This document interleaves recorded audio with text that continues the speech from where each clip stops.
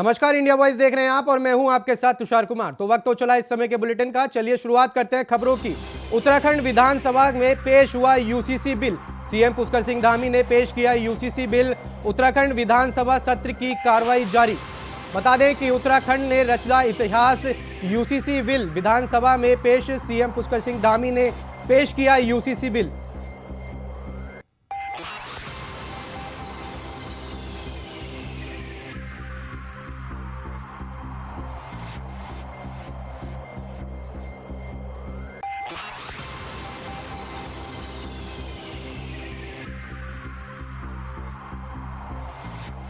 उत्तराखंड ने रचा इतिहास। बता दें कि उत्तराखंड के विधानसभा में सीएम पुष्कर सिंह धामी ने पेश किया है यूसीसी बिल। उत्तराखंड विधानसभा सत्र की कार्रवाई जारी। उत्तराखंड विधानसभा में पेश हुआ यूसीसी बिल। उत्तराखंड में सीएम पुष्कर सिंह धामी ने यूसीसी बिल पेश किया। बता दें कि उत्तराखंड ने रचा इतिहास।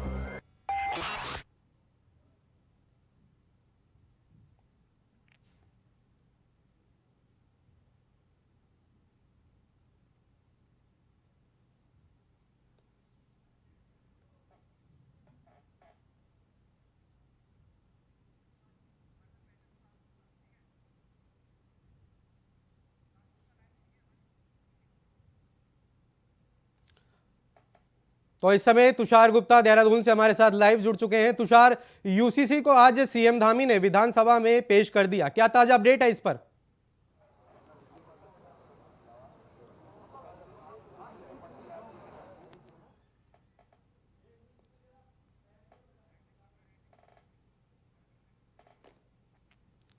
तो ये बड़ी खबर सामने निकल कर आ रही है कि उत्तराखंड ने रचा इतिहास।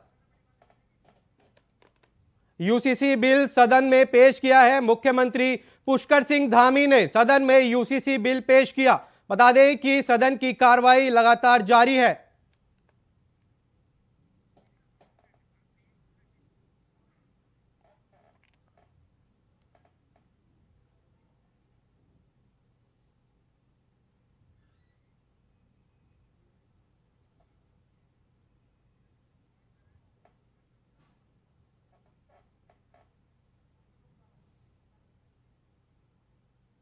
तो तुषार, उत्तराखंड में मुख्यमंत्री पुष्कर सिंह धामी ने यूसीसी बिल पेश कर दिया, क्या ताजा अपडेट है इस पर? देखिए, बिल्कुल अगर आज की बात की जाए तो उत्तराखंड के लिहाज से आज एक महत्वपूर्ण दिन था और यूसीसी को आज पटल पे रखा गया। और उसके बाद जो चर्चाओं के विषय था वो 2 बजे के बाद स्टार्ट हुआ, जिसमें खुद मुख्य जो सदन की कार्रवाई है वो खुद प्रेमचंद अग्रवाल ने शुरुआत करी। और उसके बाद जो नेता प्रतिपक्ष है उन्होंने भी कई आरोप लगाए कि जिस तरह से शेड्यूल्ड ट्राइब्स को उत्तराखंड में नहीं रखा गया है, उससे कहीं ना कहीं महिलाओं को जो सम्मान देने की बात सरकार कर रही है वो उसमें पूरा नहीं होगा। तो जनजातियों को जोड़ा जाए, जिससे जो सम्मान की बात की जा रही है सरकार द्वारा वो पूरी तरह से हो। एक क्योंकि यूसीसी का मतलब ही यही है कि एक कानून पूरे देश में पूरे राज्य में चलाया जाएगा और इसी के तहत कई प्राविधान इसमें है, जिसमें कई कानूनों को एक साथ ये जोड़ता है। और इसी के तहत आज जो यूसीसी है उस पर चर्चा की जा रही है। कल माना जा रहा है कि इसे कानून बना दिया जाएगा। आज फिलहाल जो सरकार कह रही थी कि 6 फरवरी को इसे कानून बनाया जाएगा, लेकिन जिस तरह से विपक्ष अपनी बात रख रहा था कि इसमें और भी समय उन्हें दिया जाए पढ़ने के लिए, तो ऐसे में जो विधानसभा अध्यक्ष रितु खंडूरी ने इसे कल तक के लिए टाल दिया है कि कल इस पे और चर्चा की जा सकती है। और उसके बाद जो एक कानून है वो उत्तराखंड विधानसभा में से पारित होकर कानून साबित हो जाएगा। और इसके बाद जो राज्य सरकार है वो इस कानून के माध्यम से चलेगी, जिसमें मैरिज और प्रॉपर्टीज़ को लेकर तमाम जो कानून बनाए गए हैं उससे कहीं ना कहीं जो आने वाले समय होगा उसमें आसानी होगी कोर्ट्स को। और इसी के तहत ये यूसीसी का गठन होगा। और उत्तराखंड में अगर इसका कल इस यूसीसी पारित हो जाता है तो कहीं ना कहीं ऐतिहासिक मूवमेंट होगा। और इसी के तहत मुख्यमंत्री पुष्कर सिंह धामी भी तैयार है और कल माना जा रहा है कि इसे कानून बना दिया जाएगा। यहाँ एक और सवाल सामने आ रहा है, क्योंकि विपक्ष लगातार हमलावर है, तो क्या ये केवल मुस्लिम वर्ग को ही ध्यान में रखकर बनाया गया है? देखिए, विपक्ष इस बारे में लगातार वार्ता कर रहा है कि जो भी इसमें प्राविधान दिए गए हैं वो सिर्फ एक विशेष समुदाय के लिए किए गए हैं, लेकिन अभी फ़िलहाल जो यूसीसी का ड्राफ्ट है पूरा किसी विपक्ष के जितने भी नेता हैं उन्होंने अभी फ़िलहाल नहीं पढ़ा है। इसे कल तक का समय दिया गया है कि आप इसे संक्षेप में इसे पूरा तरह से पढ़ लें। अगर आपको लगता है कि इसमें कुछ खामियाँ हैं तो उसे हम बदल सकते हैं या फिर इसमें कुछ चेंजेस कर सकते हैं आने वाले समय में, लेकिन फ़िलहाल जो कल का समय दिया गया है। लेकिन कहा जा सकता है कुछ विषयों में यहाँ पर सीधा समुदाय विशेष समुदायों को टारगेट किया गया है, क्योंकि जिस तरह से विवाह को लेकर इसमें वार्ता की गई है, जो अनुच्छेद लिखा गया है कि जिसमें अगर दूसरी पत्नी घर में रहते हुए अगर दूसरा विवाह किया जाता है, अगर स्पाउस घर में है और ऐसे में आप दूसरा विवाह करते हैं तो वो बिल्कुल भी मान्य नहीं होगा। और 2010 के बाद जितने भी विवाह हुए हैं उन्हें तुम्हें रजिस्ट्रेशन उत्तराखंड में कराना होगा। और इसी के तहत जो विवाह को लेकर ये जो संक्षेप बन रहा है कि उसमें क्योंकि उसमें 1 से 2 से 3 मैरिज हो जाती है मुस्लिम विशेष धर्म में, ऐसे में बहुत ज़रूरी है कि जिस तरह से इस पूरे लॉ में लिखा हुआ है कि इसमें अगर आपकी एक स्पाउस घर में है तो आप दूसरा विवाह नहीं कर सकते। तो ऐसे में जो कहीं ना कहीं जो मुस्लिम विवाह पूरे धर्म में इस तरह की जो प्रथा चल रही है उसमें कहीं ना कहीं ये रोक लगेगा। अब महिलाओं को अत्यधिक अधिकार मिलेगा, क्योंकि 50% माना जा रहा है कि जो भी प्रॉपर्टीज़ में पहले हक नहीं होता था, अब महिलाओं को वो हक अपने जो उनके पेरेंट्स हैं उनसे दिया जाएगा। तो कहीं ना कहीं महिलाओं को अब बढ़ावा देने के लिए जिस तरह से सरकार कह रही थी कि सामान्य होगा, वहीं महिलाओं को ये पूरा अगर कोड की बात की जाए तो पूरी तरह से ये पूरा कोड महिलाओं के बढ़ावा देने के लिए ही बनाया गया है। और इसी के तहत कई प्राविधान इसमें है जो महिलाओं को प्रमोट कर रहे हैं। और इसी के तहत पूरी सरकार पहले से कह रही थी कि महिलाओं को संविधान के तौर पर जितने भी हक दिए जाएंगे वो इस लॉ के माध्यम से दिए जाएंगे। और इसी के तहत कहा जा सकता है कुछ नियमों में जो विशेष समुदाय हैं उनके चेंजेस किए गए हैं, लेकिन इतने अत्यधिक नहीं है जिससे जो विपक्ष है लगातार सवाल उठाता हुआ नजर आ रहा है। लेकिन फिलहाल इसे और भी अध्ययन करने की ज़रूरत है विपक्ष को, और उसके बाद जब विधानसभा का कल सत्र होगा तो उसमें वह सवाल जवाब कर सकते हैं। तो कहीं ना कहीं जो चर्चाओं का विषय है कल तक चलता रहेगा और उसके बाद जो कानून है ये पारित होगा। तुषार, पूर्व सीएम तीर्थ रावत का एक बयान सामने आया है जिसमें उन्होंने कहा है कि ये महत्वपूर्ण कदम है और आज ही ये पास हो जाएगा, तो क्या लगता है?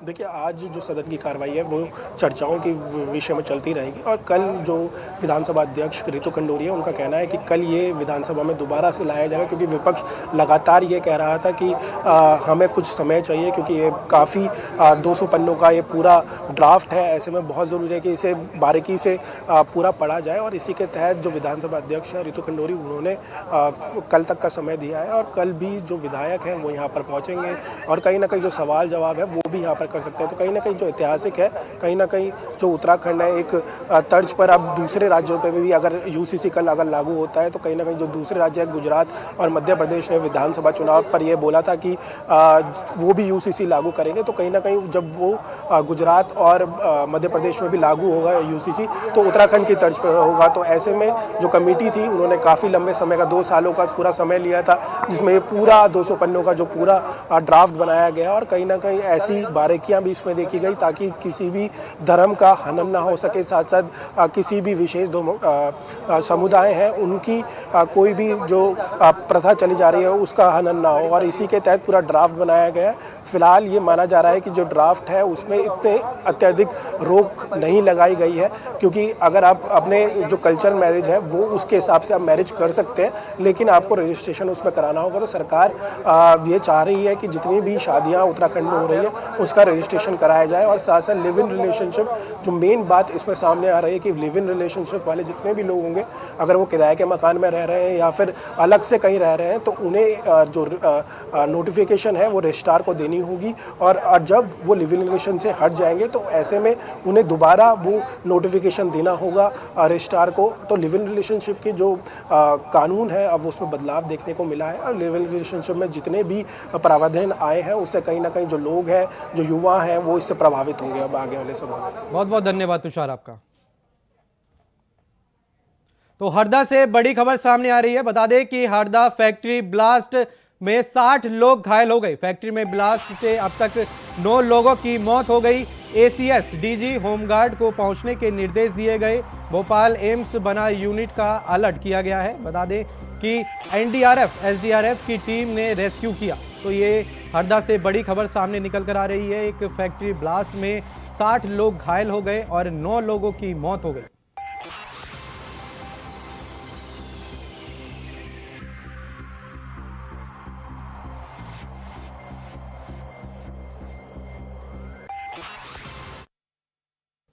सपा के जिला पंचायत सदस्य ने दिया इस्तीफा। पार्टी के से सपा जिला पंचायत सदस्य ने दिया इस्तीफा। मृत्युंजय प्रताप ने छोड़ी समाजवादी पार्टी। बिंदो सीट से जिला पंचायत सदस्य हैं मृत्युंजय। पूर्व विधायक अवेशी कुमारी ने भी दिया पार्टी से इस्तीफा। सपा अध्यक्ष अखिलेश यादव को भेजा इस्तीफा। सपा पर दलित गरीबों के उत्थान से भटकाने का लगाया आरोप। तो इस समय की ये बड़ी खबर है, पार्टी से सपा जिला पंचायत सदस्य ने दिया इस्तीफा। प्रधानमंत्री नरेंद्र मोदी गोवा के दौरे पर हैं। गोवा दौरे के दौरान पीएम मोदी ने मंगलवार को भारत ऊर्जा सप्ताह 2024 का उद्घाटन किया और 1350 करोड़ रुपए से अधिक की विभिन्न परियोजनाओं का उद्घाटन रखा। बता दें कि पीएम मोदी ने कहा कि भारत में अगले 5 से 6 वर्षों में ऊर्जा क्षेत्र में करीबन 67 अरब अमेरिकी डॉलर का निवेश होगा। इस दौरान प्रधानमंत्री ने अपने संबोधन में वैश्विक निवेशकों को भारत की विकास गाथा का हिस्सा बनाने के लिए भी आमंत्रित किया। आज भारत ग्रीन हाइड्रोजन के क्षेत्र में भी तेजी से आगे बढ़ रहा है। नेशनल ग्रीन हाइड्रोजन मिशन के कारण भारत जल्द ही हाइड्रोजन प्रोडक्शन और एक्सपोर्ट का केंद्र बनने वाला है। मुझे विश्वास है भारत का ग्रीन एनर्जी सेक्टर इन्वेस्टर्स और इंडस्ट्री दोनों को श्योर शॉर्ट विनर बना सकता है। साथियों, इंडिया एनर्जी वीक का ये आयोजन सिर्फ भारत का आयोजन नहीं है। ये आयोजन India with the world and India for the world इस भावना का प्रतिबिंब है। आज एनर्जी सेक्टर से जुड़े विचार विमर्श और अनुभवों को साझा करने का मंच बन गया है। आइए एक दूसरे से सीखने पर, तकनीक की साझेदारी पर और सस्टेनेबल एनर्जी के नए रास्तों को तलाशने पर एक साथ आगे बढ़ते हैं। Let us learn from each other, let us collaborate on cutting edge technologies and let us explore avenues for sustainable energy development. हम एक साथ मिलकर एक ऐसा भविष्य बना सकते हैं जो समृद्ध भी हो और जिसमें पर्यावरण का संरक्षण भी हो सके। आज भारत अपने यहां 21वीं सदी का आधुनिक इंफ्रास्ट्रक्चर बना रहा है। हम इंफ्रास्ट्रक्चर बिल्डिंग मिशन पर काम कर रहे हैं। इस वित्तीय वर्ष में हम इंफ्रास्ट्रक्चर पर करीब 10 लाख करोड़ रुपए इन्वेस्ट कर रहे हैं। अभी एक सप्ताह पहले जो भारत का बजट आया है उसमें हमने अब इंफ्रास्ट्रक्चर पर 11 लाख करोड़ रुपए से अधिक के खर्च का संकल्प लिया है। इसका एक बड़ा हिस्सा एनर्जी सेक्टर के खाते में जाना तय है। इस बड़ी राशि से रेलवे, रोडवेज, वाटरवेज, एयरवेज या हाउसिंग, जो भी इंफ्रास्ट्रक्चर देश में बनेगा सभी को एनर्जी की जरूरत होगी। कि भारत कैसे अपनी ऊर्जा क्षमता को, एनर्जी कैपेसिटी को लगातार बढ़ा रहा है। हमारी सरकार ने जो रिफॉर्म्स किए हैं उससे भारत में घरेलू गैस का उत्पादन तेजी से बढ़ रहा है। हम प्राइमरी एनर्जी मिक्स में नेचुरल गैस को 6% से बढ़ाकर 15% तक करने के लिए प्रयास कर रहे हैं। इसके लिए अगले 5-6 वर्षों में करीब $67 बिलियन का निवेश होने जा रहा है। हम पहले ही विश्व के सबसे बड़े रिफाइनर में से एक है। आज हमारी रिफाइनिंग कैपेसिटी 254 MMTPA से अधिक हो गई है।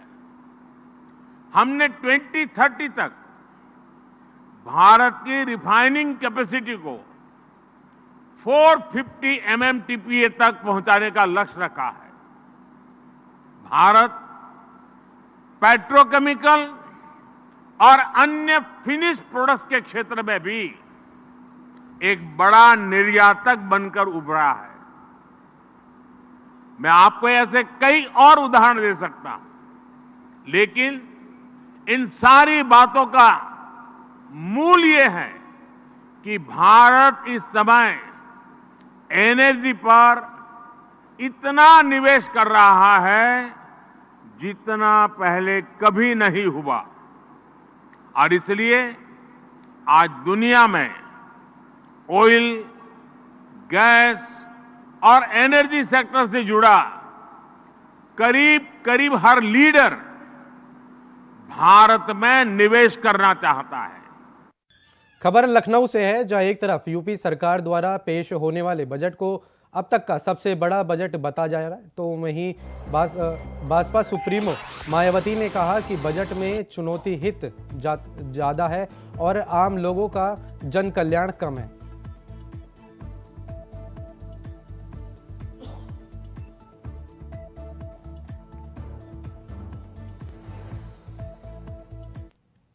नोएडा के थाना उड़नचास पुलिस और बदमाशों के बीच मुठभेड़ हो गई, जिसमें बदमाश पुलिस की गोली लगने से घायल हो गया।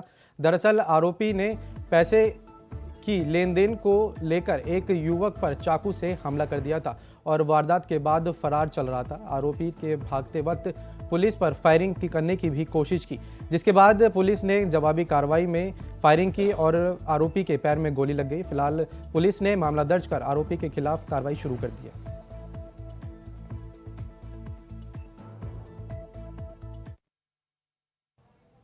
एटा में नेशनल हाईवे पर एंटी नारकोटिक्स टास्क फोर्स की बड़ी कार्रवाई की है। बता दें कि जहां टीम ने एक कैंटर के साथ 2 आरोपियों को गिरफ्तार कर लिया है, वहीं टीम अन्य आरोपियों की तलाश भी कर रही है।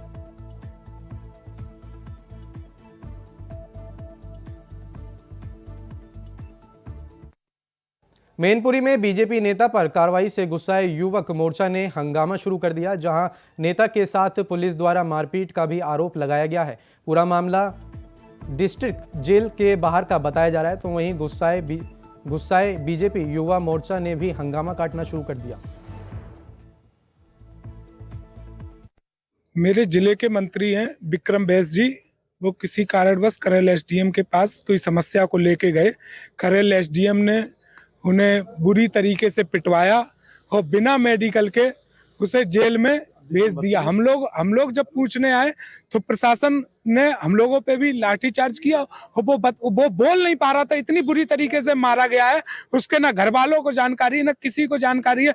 और उसे रातों रात 8 बजे के बाद किसी को जेल में ना छोड़ा जाता है, ना जेल में अंदर किया जाता है। और फिर भी ये हो रहा था। मैंने पूछा तो ये लोग यहाँ गुंडई कर रहे थे, यहाँ लाठीचार्ज करने लगे और बदतमीजी करने लगे। उसकी वीडियो मैंने आप लोगों को उपलब्ध भी कराई है।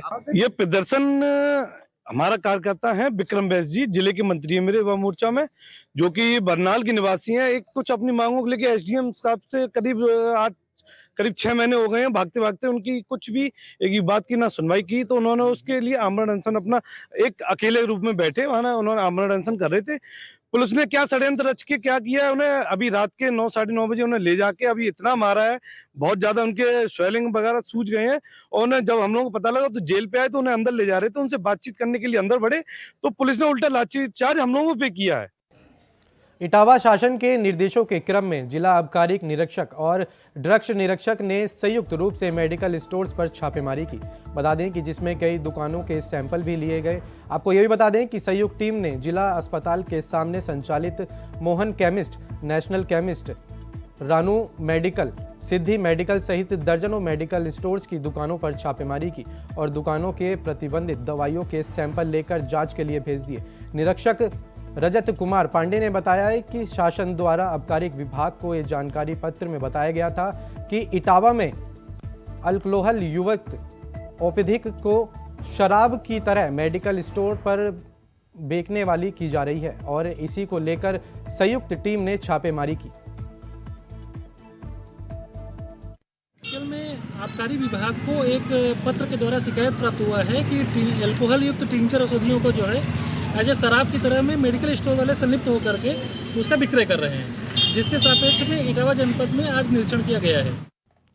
तो वहीं कांग्रेस विधायक मंडल दल की नेता आराधना मिश्रा मोना ने कहा कि जल्द ही सपा के 7 सीटों के बंटवारे पर बात होगी। तो वहीं अयोध्या में रामलला की प्राण प्रतिष्ठा पर धन्यवाद प्रस्ताव को लेकर उन्होंने आपत्ति जताई। उन्होंने कहा कि इसका श्रेय सिर्फ सुप्रीम कोर्ट को मिलना चाहिए, ना कि भाजपा को। मोना ने कहा कि कांग्रेस चुनाव की तैयारियां जोरों शोरों से कर रही है। पूछना चाहती हूँ कि जो सबसे बड़ा हित का काम था ओबीसी के लिए वो था जातीय जनगणना, इसके पीछे क्यों किया? तब उनको नहीं नजर आया कि जातीय जनगणना से ओबीसी का भला हो सकता है, उनको अग्रिम श्रेणी में लाके बिठाया जा सकता है। इटावा के जसवंत नगर में हुआ एक बड़ा हादसा, जहां गैस सिलेंडर लीक होने से आग लग गई, जिसमें महिला समेत एक बच्चा गंभीर रूप से घायल हो गया। घायलों को अस्पताल में भर्ती कराया गया। वहीं गैस सिलेंडर लीक होने से आग लग गई थी।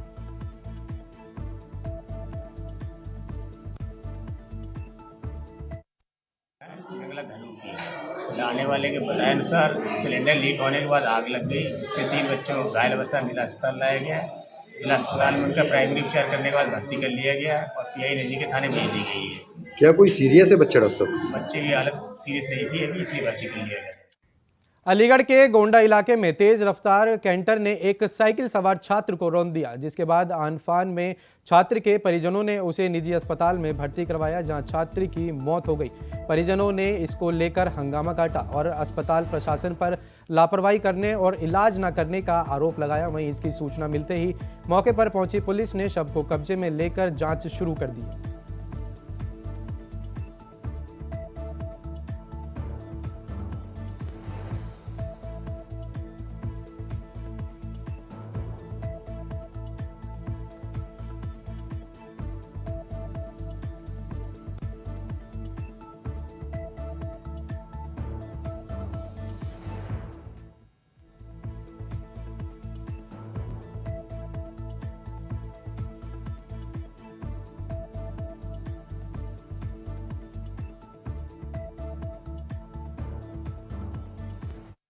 दिल्ली से इस समय की बड़ी खबर सामने आ रही है। एमसीडी में बजट पर चल रही है चर्चा। एमसीडी में कांग्रेस पार्षदों का आरोप, मेयर पर डीएमसी एक्ट में उल्लंघन का आरोप। बैठक में पार्षद छोले भटूरे का लुत्फ उठाते हुए नजर आ रहे। तो एमसीडी में बजट पर चल रही है चर्चा। ये इस समय की दिल्ली से बड़ी खबर सामने निकल कर आ रही है। एमसीडी में कांग्रेस पार्षदों का आरोप। एमसीडी में बजट पर चल रही है चर्चा। तो ये दिल्ली से इस समय की बड़ी खबर सामने निकल कर आ रही है। बता दें कि एमसीडी में बजट पर चर्चा चल रही है। एमसीडी में कांग्रेस पार्षदों का आरोप है।